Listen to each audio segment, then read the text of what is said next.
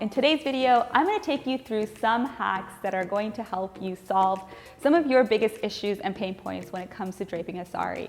On Instagram, I asked you, what are your biggest issues? What holds you back from draping a sari? And you shared so many with me. And today I hope to share some solutions for you.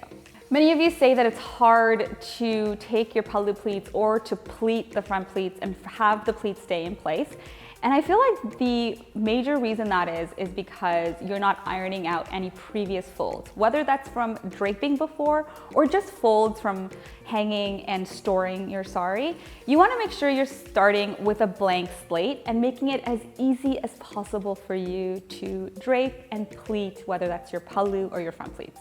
So iron the entire sari for the easiest route to beautiful pleats.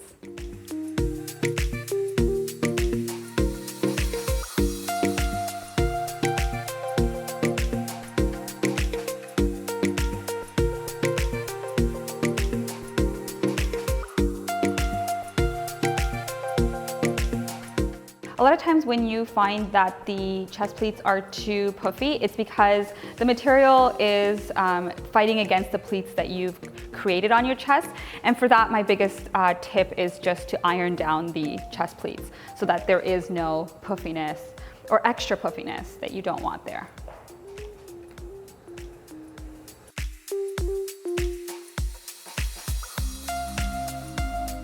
The front pleat opening is usually because you haven't left enough fabric.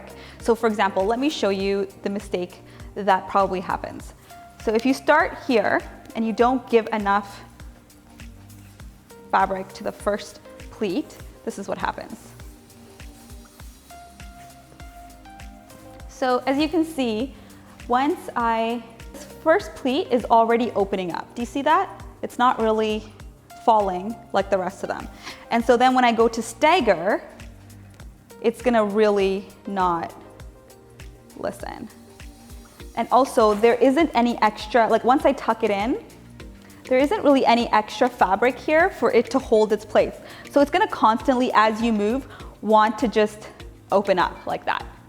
So what you wanna do to prevent that and to give it enough sari so that when you move, obviously you're gonna move and you're gonna walk and you're gonna sit so that it doesn't open up too much. What you're gonna do instead is start your pleat to the left of your belly button.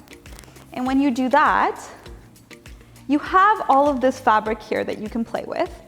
And because you can move the pleat even after you stagger it, it's not, it's not fighting between wanting to be here and then obviously not having enough space, so like opening up like that. You're leaving it enough space and you're leaving it enough fabric here so that when you do move, it's not gonna wanna open up and slide over to the right side of your body. So you want that extra fabric, and I'm gonna show you in a minute what to do with that extra fabric once you tuck this in. Because you're like, okay, well then I have all this extra fabric sitting here when I tuck in my front pleat. Don't worry, I'm gonna show you what to do with that. So once you've got your pleats done like this, what you wanna do for a nice flare is instead of just putting all the pleats on top of each other, once you have your front pleats, you never want to just leave them like this because it doesn't look very nice. You want it to flare out, so you wanna help the pleats be able to do that a little bit. And what you can do here is stagger them ever so slightly. Okay, so this last pleat, even after you've stacked it, you can kind of see it's kind of sticking out. What you can do is when you take the hip pleats, it should correct itself. But if you don't feel comfortable doing that, what you can do is just lift up that last pleat and bring it in ever so slightly. I would say maybe like a third of the way in to the last pleat. And then when you do that, you can see it just beautifully falls like that. And then when you take your hip pleats, it's gonna look even nicer and neater. Once I'm happy with all of my pleats, I'm gonna pin them all together. The inside pleat is brought in a little bit from the last pleat, and I'm happy with this, so I'm going to position it to the right of my belly button, like so, and then tuck it in as neatly as I possibly can, and flat against my body. Okay, so there's the pleats, and then you have this situation here, and you have this situation, and we're gonna fix that. So what you're gonna do is first you're gonna reach inside this little pocket here and pull this fabric, and I've shown this in so many of my drape videos. You're just going to pull that, and you see all these hip pleats forming here just organically. And pull that nice and neat onto your right thigh and tuck it in. And then for this bit of fabric that you have left over, again, like I showed you before, you don't want this to be non-existent. You don't want it to just go straight into your pleats, and this first pleat is definitely gonna open up. You definitely want a little bit of fabric here. It doesn't have to be this much, but you want a little bit.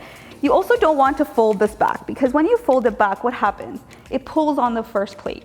What you wanna do is kind of gather it and fold it forward, because even if it's gonna move, it's just gonna move towards this pleat and kind of give it that extra fabric that it needs so it doesn't open up. And then you can just nicely and neatly tuck it in here. And then this part of the sari or the pallu is gonna cover that anyway, so don't worry about it looking like not neat or messy or anything like that. And then you can just do a little pull like that so everything tightens up, and then you're good to go. I hope you found all of the hacks in this video useful. If you have any issues or pain points when it comes to draping a sari, I'd love to know what they are in the comments below, and I might feature them in a future video. They always help me create the content that you're looking for. This is just part one of a series of sari hacks that I'll be sharing with you, so make sure you subscribe to be notified of future videos. Give this video a thumbs up, and I will see you in a future video.